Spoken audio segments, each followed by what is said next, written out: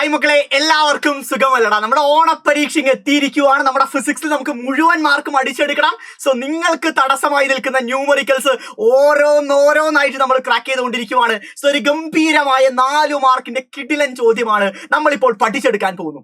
അതായത് നമ്മുടെ ക്വസ്റ്റ്യൻ പേപ്പറിൽ ചില ചോദ്യം വന്നാൽ അയ്യോ എന്റെ മാർക്ക് എന്തായാലും പോവും എന്നൊക്കെ നമ്മൾ വിചാരിക്കുന്ന സർട്ടൻ ക്വസ്റ്റ്യൻസ് ഇല്ലേ, അത്തരം കാറ്റഗറിയിൽ നമുക്ക് പെടുത്താൻ സാധിക്കുന്ന ഒരു കിണ്ണം കാച്ചിയ ചോദ്യമാണ് നിങ്ങൾ ഇവിടെ കണ്ടുകൊണ്ടിരിക്കുന്നത്. ഈ ചോദ്യമാണ് നമ്മൾ ക്രാക്ക് ചെയ്തെടുക്കാൻ പോകുന്നത്. റൈറ്റ്, തയ്യാറല്ലേ? റെഡി ആണെങ്കിൽ എല്ലാവരും ഒന്ന് ലൈക്ക് ചെയ്ത് തന്നെ വീഡിയോ കാണാൻ തുടങ്ങുക. അതാണ് ഒരു അതിന്റെ അന്തസ് എന്ന് പറയുന്നത്. സോ എല്ലാവരും ഒന്ന് ലൈക്ക് ചെയ്ത് വീഡിയോ കാണാൻ വേണ്ടി തുടങ്ങുക. നമുക്കൊരു സർക്യൂട്ട് നൽകിയിട്ടുണ്ട്. സർക്യൂട്ട് ഒന്ന് വൃത്തിയായിട്ട് നോക്കണം. 2 റെസിസ്റ്റേഴ്സ് ഉണ്ട്, 20 ഓമും 5 ഓമുമാണ്. അവിടെ ഒരു സെല്ലുണ്ട്, അതിന്റെ വോൾട്ടേജ് എത്രയാണ്? 10 വോൾട്ട് ആണ്. ഇത്രയും കാര്യം സർക്യൂട്ടിൽ നിന്ന് മനസ്സിലാക്കാൻ സാധിക്കും. പിന്നെ ഒന്നുകൂടി സൂക്ഷിച്ച് നോക്കിക്കഴിഞ്ഞാൽ ഈ 20 ഓം എന്ന് പറയുന്നതിന്റെ അടുത്തുള്ള സ്വിച്ച് എന്ത് കണ്ടീഷനിലാണ്? ഓഫ് കണ്ടീഷനിലാണ്, ശരിയല്ലേ? സ്വിച്ച് ഓഫ് കണ്ടീഷനിലാണ്. അതുകൂടി ഒന്ന് മനസ്സിൽ ഉറപ്പിച്ച് വെച്ചേക്ക്. ഇനി നമുക്ക് ഓരോരോ ചോദ്യങ്ങളിലോട്ട് കിടക്കാം. ഇംഗ്ലീഷിലും മലയാളത്തിലും ചോദ്യമുണ്ട്, ടെൻഷൻ ഒന്നും വേണ്ട കേട്ടോ. ഓക്കെ, ആദ്യം ഇംഗ്ലീഷിൽ ഞാൻ ചോദ്യം വായിച്ചു തരാം. It is noted that the switch is in off position. Switch off പൊസിഷനിലാണ് ഉള്ളത്, നമുക്ക് കാണുമ്പോൾ മനസ്സിലാക്കാം. What is the current in the circuit? സർക്യൂട്ടിലൂടെയുള്ള വൈദ്യുതി എത്രയാണ്? കറണ്ട് എത്രയാണ്? സ്വിച്ച് ഓഫ് ആയിരിക്കുന്ന സാഹചര്യത്തിലുള്ള വൈദ്യുതി കണ്ടുപിടിക്കുക. സ്വിച്ച് ഓഫ് ആയിരിക്കുന്ന സാഹചര്യത്തിലുള്ള വൈദ്യുതി കണ്ടുപിടിക്കുക. നിസ്സാരമായി കണ്ടുപിടിക്കാൻ പറ്റില്ലേ? പറ്റും. അതിന് നിങ്ങൾ മനസ്സിലാക്കേണ്ട കാര്യം, സ്വിച്ച് ഓഫ് ആണെങ്കിൽ ഈ 20 ഓം എന്ന് പറയുന്നത് സർക്യൂട്ടിന്റെ ഭാഗമല്ല. സ്വിച്ച് ഓഫ് ആണെങ്കിൽ നോക്കടാ, 20 ഓം എന്ന് പറയുന്ന സർക്യൂട്ടിന്റെ ഭാഗമാണ്? ഒരിക്കലുമല്ല. അപ്പോൾ ആ സർക്യൂട്ടിൽ ഏത് മാത്രം റെസിസ്റ്റർ കൺസിഡർ ചെയ്താൽ മതി? 5 ഓം മാത്രം നിങ്ങൾ കൺസിഡർ ചെയ്താൽ മാത്രം മതി. പിന്നെ എത്രയാണ് വോൾട്ടേജ് എന്ന് പറഞ്ഞാൽ? 10 വോൾട്ടും. ഇത്രയും കാര്യം നിങ്ങൾ മനസ്സിലാക്കിയാൽ മതി. സോ നമുക്ക് നിസ്സാരമായി കറണ്ട് കണ്ടുപിടിക്കാം. സോ എ ക്വസ്റ്റ്യന്റെ ഉത്തരമാണ് മക്കളെ. സോ I ഈക്വൽ ടു എന്താണ് ഫോർമുല? V/R ആണ്. വോൾട്ടേജ് എത്രയാണടാ? 10 വോൾട്ട് ആണ്. 10 റെസിസ്റ്റൻസ് എത്രയാണ്? ആകെ 5 ഓം മാത്രം എടുത്താൽ മതി, കാരണം 20 ഓം സർക്യൂട്ടിന്റെ ഭാഗമല്ല. So divided by 5 which will be equal to 2 ampere. So current എത്ര നമുക്ക് ലഭിച്ചു മക്കളെ? 2 ആംപിയർ ആണ് നമ്മുടെ വൈദ്യുതി എന്ന് പറയുന്നത്. അടിപൊളിയായിട്ട് മനസ്സിലായില്ലടാ, അന്തസ്സായിട്ട് മനസ്സിലായില്ലേ? ഇനി ബി ക്വസ്റ്റ്യനിലോട്ട് കിടക്കാം. വട, if the switch is turn on. ബിയുടെ കംപ്ലീറ്റ് കണ്ടീഷനും സ്വിച്ച് ഓൺ ആയിരിക്കുന്ന സാഹചര്യമാണ്. സ്വിച്ച് ഓൺ ആയിരിക്കുമ്പോൾ, അതാണ് ബിയുടെ കംപ്ലീറ്റ് കണ്ടീഷൻ. ശ്രദ്ധിക്കണം. സോ സ്വിച്ച് ഓൺ ആണ്. അപ്പൊ ഇത് മാറ്റുക, നമുക്ക് ആ സ്വിച്ചിന്റെ ഓൺ കണ്ടീഷൻ ആണ് വിചാരിക്കുക. അപ്പൊ 20 ഓം സർക്യൂട്ടിന്റെ ഭാഗമാണ്. 20 ഓമും സർക്യൂട്ടിന്റെ ഭാഗമാണ്, 5 ഓമും സർക്യൂട്ടിന്റെ ഭാഗമാണ്. അത് അടിപൊളിയായിട്ട് മനസ്സിലാക്കുക. ഇനി ഓരോരോ സബ് ക്വസ്റ്റ്യൻസ് ആയിട്ട് നമുക്ക് നോക്കാം. What is the effective resistance of the circuit? സർക്യൂട്ടിന്റെ സഫല പ്രതിരോധം എത്രയാണെന്നാണ് ചോദ്യം. എന്താണ് സഫല പ്രതിരോധം എത്രയാണ്? എഫക്റ്റീവ് റെസിസ്റ്റൻസ് എത്രയാണ്? 2 റെസിസ്റ്റേഴ്സ്, 2 പ്രതിരോധങ്ങൾ പാരലലി അഥവാ സമാന്തരമായി ഘടിപ്പിച്ചു കഴിഞ്ഞാൽ സഫല പ്രതിരോധം കണ്ടുപിടിക്കാൻ നിസ്സാരമല്ലടാ മക്കളെ. എന്താണ് formula? R effective equal to R1 R2 divided by R1 plus R2 ആണ്. R1 എത്രയായിട്ട് എടുക്കാം? നമുക്ക് 20 ആയിട്ട് എടുക്കാം. So 20 × 5 divided by 20 plus 5 that is equal to 100 divided by 25 that is equal to 4 ohm. So എത്രയാണ് മക്കളെ എഫക്റ്റീവ് റെസിസ്റ്റൻസ് കിട്ടിയത്? 4 ഓം ആണ് നമ്മുടെ സഫല പ്രതിരോധം എന്ന് പറഞ്ഞ് ഗംഭീരമായിട്ട് മനസ്സിലായി എന്ന് പ്രതീക്ഷിക്കുന്നു. റൈറ്റ്, രണ്ടാമത്തതിലോട്ട് കിടക്കാം. വട, എന്താണ് സെക്കൻഡ് ക്വസ്റ്റ്യൻ? ശ്രദ്ധിക്കണം. Which of the resistors will release more heat? ഏത് പ്രതിരോധമാണ് കൂടുതൽ താപം ഉൽപ്പാദിപ്പിക്കുന്നത്? എപ്പോഴും തെറ്റിക്കുന്ന കാര്യമാണ്. എൻ്റെ അനിയന്മാരും അനിയത്തിമാരും എപ്പോഴും തെറ്റിക്കുന്ന ഒരു ചോദ്യമാണ്.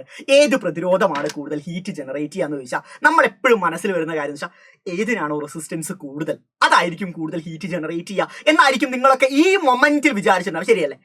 ഈ പറയുന്ന അണ്ണൻ പറയുന്നത് ഉറപ്പല്ലടാ, ഇതല്ലേ നിങ്ങളുടെ മനസ്സിലുണ്ടായിരുന്നത്? അത് ഏതാണോ കൂടുതൽ റെസിസ്റ്റൻസ് ഉള്ളത് അതായിരിക്കും കൂടുതൽ ഹീറ്റ് ജനറേറ്റ് ചെയ്യുക. അങ്ങനെയാണെങ്കിൽ 20 ഓം ആയിരിക്കും കൂടുതൽ ഹീറ്റ് ജനറേറ്റ് ചെയ്യുക എന്നായിരിക്കും നിങ്ങളുടെ മനസ്സിൽ ഒരു നിമിഷമെങ്കിലും വന്നിട്ടുണ്ടാവുക.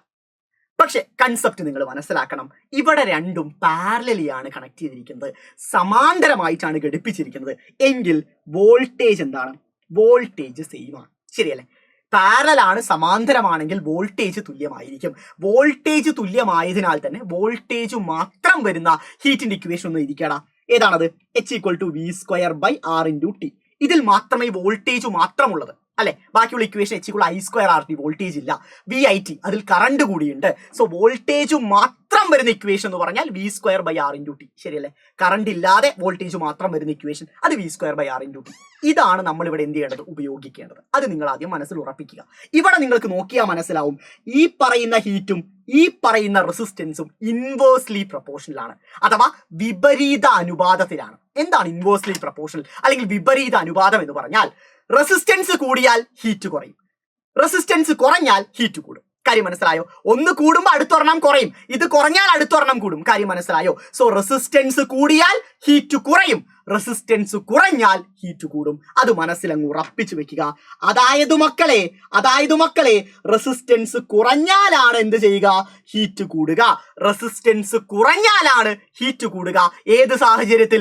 പാരലൽ കണക്ഷനിൽ സമാന്തരമായി ഘടിപ്പിച്ചാൽ റെസിസ്റ്റൻസ് കുറഞ്ഞതിലാണ് കൂടുതൽ ഹീറ്റ് ജനറേറ്റ് ചെയ്യുക, കൂടുതൽ താപം ഉൽപ്പാദിപ്പിക്കുക.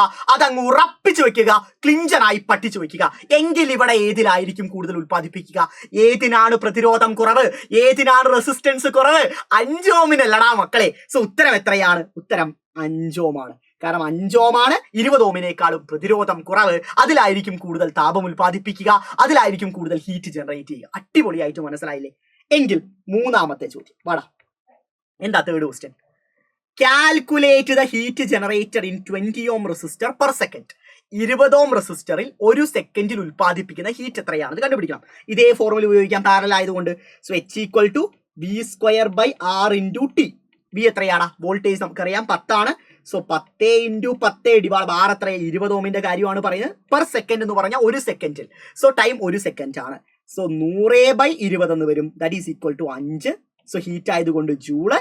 സോ 5 ജൂളാണ് നമ്മുടെ എന്തെന്ന് പറയുക? ഉത്തരം എന്ന് പറയുക. ഗംഭീരമായിട്ട് ചോദ്യം മനസ്സിലായില്ലേ? ഏറ്റവും പ്രധാനപ്പെട്ട ചോദ്യം. കൺസെപ്റ്റ് മനസ്സിലാക്കി പഠിക്കാൻ തന്നെയാണ് എപ്പോഴും അണ്ണൻ നിങ്ങളോട് പറയാറുള്ളത്. അതുപോലെ തന്നെ പഠിക്കുക.